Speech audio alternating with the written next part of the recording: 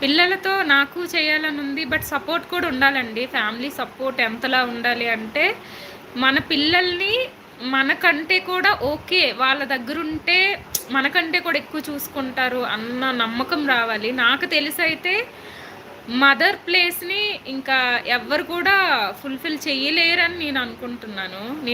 మా హస్బెండ్ అయితే full support అండి. ఫుల్‌గా సపోర్ట్ చేశారు. వెళ్ళు కోచింగ్‌కెళ్ళు, చదువుకో నేనిక్కడ చూసుకుంటాను అని.